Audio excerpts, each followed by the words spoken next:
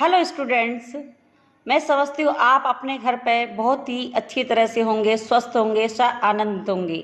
तो आज हम पढ़ाने जा रहे हैं हिंदी व्याकरण का चैप्टर नंबर 7, जिसका टॉपिक है, प्रकरण है वचन। वचन हिंदी व्याकरण में एक महत्वपूर्ण स्थान रखता है। आप ये जानेंगे वचन क्या होता है। वचन देखिए प्रॉमिस वाला होना नहीं होता कि आपने कहा प्रॉमिस, इसको हिंदी में वचन भी कहते हैं, लेकिन ये वह नहीं है, ये है नंबर यानी गिनती। वचन से अगर आप समझ में आता है कि हिंदी व्याकरण में वचन क्या है, तो उसके दिमाग में फीड कर लीजिए कि गिनती यानी काउंटिंग करना, संख्याओं के बारे में जानकारी करना। जैसे आपकी बुक में कुछ उदाहरण दिए हैं, कैसे कि व्याकरण वचन एक का अर्थ है संख्याओं का होना, जिसमें नीचे दिए गए कुछ चित्र दिए गए हैं। इसमें है एक चिड़िया डाल पर बैठी है। क्या है? चिड़िया डाल पर बैठी है। उसके बाद है चिड़ियाएं डाल पर बैठी हैं। अब दोनों वाक्यों में क्या अंतर है कि चिड़िया डाल पर बैठी है और चिड़ियाएं डाल पर बैठी हैं। तो दोनों वाक्यों में यह अंतर आया कि चिड़िया डाल पर बैठी है, केवल बैठी है, और यहाँ आया चिड़िया डाल पर बैठी हैं। यानी इससे महसूस ये हुआ कि चिड़ियाएं यानी बहुत सारी चिड़िया डाल पर बैठी हैं। इसके अलावा आपके ये भी देखते हैं कि घोड़ा, एक घोड़ा हो गया, घोड़े बहुत सारे घोड़े हो गए, लड़का एक लड़का, लड़के बहुत सारे लड़के हो गए। तो अब इन दोनों सभी वाक्यों में हमें क्या फर्क मिला कि एक या बहुत सारे, है ना। तो इस तरह से यहाँ चिड़िया शब्द जिसके साथ एक होने का तथा चिड़िया के शब्द के साथ बहुत सारी चिड़िया होने का बोध होता है।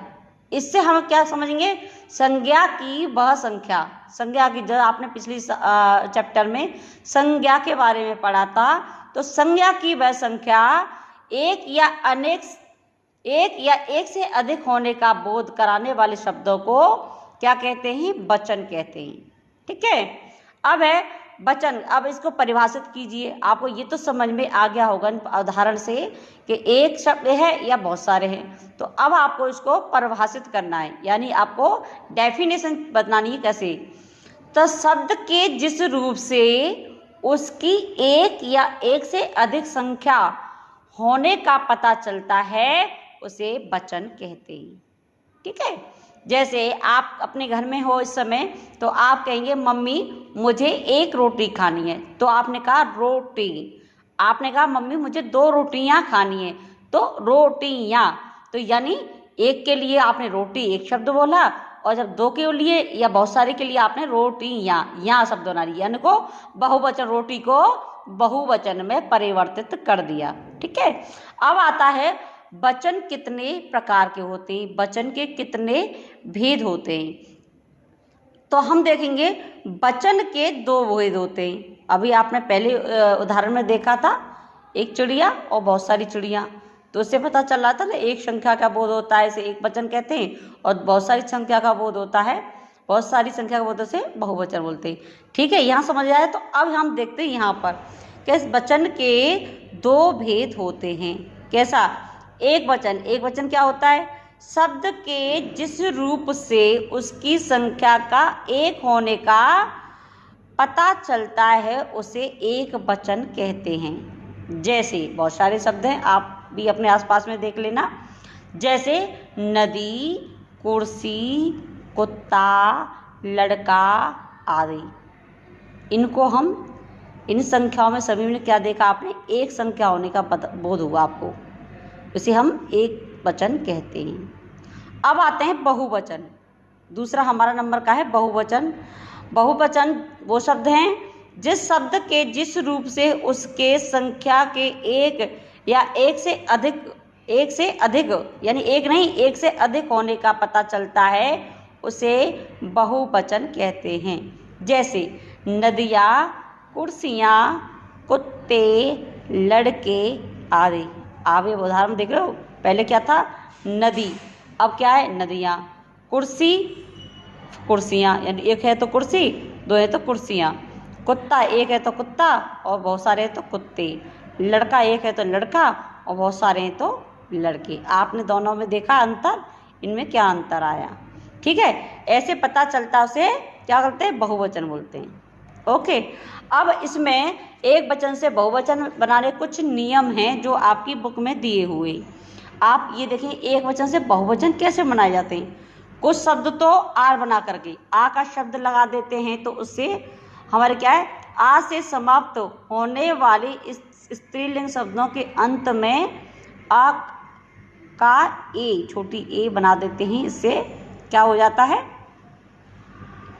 लिंग वचन का परिवर्तन हो जाता है। अब यहाँ देखिए कुछ उदाहरण, मशीन, न आके से न सी न, यानी इसमें कोई मात्रा नहीं है। जहाँ कोई मात्रा नहीं होती है वहाँ छोटा आ हमेशा रहता है।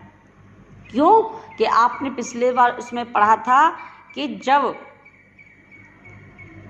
जो स्वर होते हैं वो स्वतंत्र होते हैं, उनको बोलने में किसी अन्य स्वर या व्यंजन की सहायता लेनी नहीं पड़ती है, इसे स्वर कहते हैं। और व्यंजन क्या होते हैं कि व्यंजन वो होते हैं जब हम उन व्यंजनों को उच्चारण करते हैं तो उनमें किसी न किसी स्वर की सहायता लेनी पड़ती है।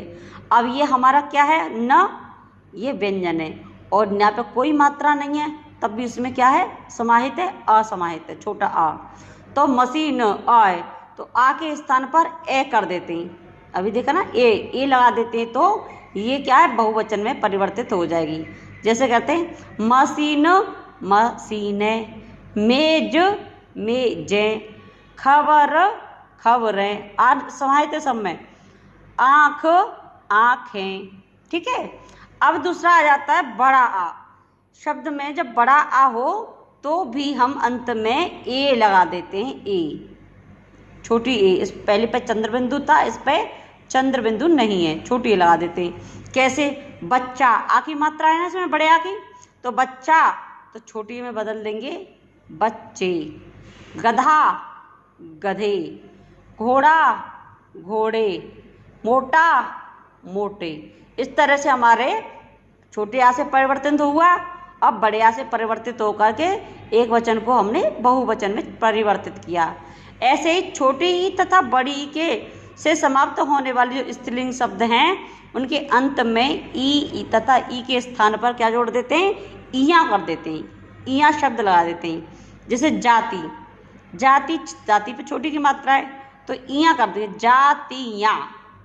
बकरी, बकरी में इया जोड़ दिया, बकरियाँ, बहुवचन हो गया। बकरी एक शब्द है, एक वचन है और इससे बहुवचन हो गया। जैसे रीति, रीति रिवाज होते हैं हमारे यहाँ, तो रीति छोटी की मात्रा है और रीतियाँ, इया बोलने में रीतियाँ, इया आ रहा है ना, वैसे ही लड़की लड़कियाँ, ठीक है। उसके बाद है आ तथा उ के समाप्त होने पर स्त्रीलिंग शब्दों के अंत में ए या चंद्रमंदु भी जोड़ देते हैं, ठीक है। कैसे, अब आ और या उ है तो माता, बड़े की मात्रा है तो माताएं। ऋतु, उ की मात्रा है, छोटा होगी, ये वाला उ आ गया यहाँ पे तो ऋतुएं, ठीक है। ऐसे ही वधु वधुएं, वस्तु वस्तुएं, ओके। फिर आता है अंतिम या वाले शब्दों में भी या के स्थान पर या यानी चंद्र बिंदु हो जाता है तो भी हमारा एक वचन बहुवचन में परिवर्तित हो जाता है। कैसे, जैसे हमने कहा कि चिड़िया, चिड़िया एक है लेकिन चिड़िया यहाँ आ गई, अंकी बिंदी आ गई इसमें चंद्र बिंदु तो बहुवचन हो गया। खटिया खटिया, गुड़िया गुड़िया, पुड़िया पुड़िया, ठीक है। अब इसके बाद आता है बड़ा ऊ के समाप्त होने पर हम स्त्रीलिंग में ऊ या ऊ करके उसमें ए जोड़ देते हैं तो भी हमारे क्या है, एक वचन से बहुवचन हो जाते। जैसे लू, गर्मियों में लू चलती है ना, तो लू को इया जोड़ देंगे तो लू हैं, यानी बहुत सारी लू हैं। ऐसे बहु बहु, उसको बहु हैं, ठीक है, ओके। ऐसे ही कुछ शब्द ऐसे होते। अभी हमने ये यहाँ तक ही पढ़ेंगे, अगले चैप्टर में, अगले पार्ट में हम इसको बताएंगे कौन कौन से वचन हमेशा एक वचन रहते हैं और कौन कौन से जो शब्द हैं वो हमेशा बहुवचन में रहते हैं, चाहे वो एक वचन में हो या बहुवचन में। ठीक है, आज यहीं तक के लिए हम ये पाठ का रिवीजन करते हैं। आप अच्छे से घर में पढ़िए और समझिए। Thank you.